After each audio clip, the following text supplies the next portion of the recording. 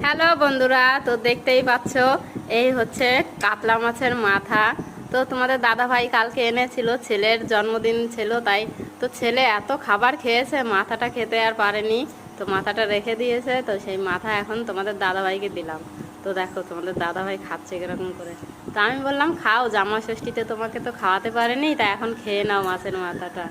তো দেখো কাতলা মাছের মাথাটা কত বড়, একটু ধরে বসে করো ভালো করে, ধরতেও পারে না ঠিক করে, দেখেছো? এই দেখো, সত্যি কথা বলতে কি তোমাদের দাদা ভাই এই মনে হয় প্রথমবার এত বড় মাথা নিয়ে বসছে।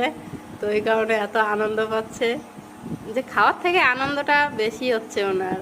কারণ এত বড় মাথা খায়নি তো আগে, খেয়েছে ছোট, এত বড় খায়নি। তো দেখো, তো রান্না বলে ভালো হয়েছে বলছে।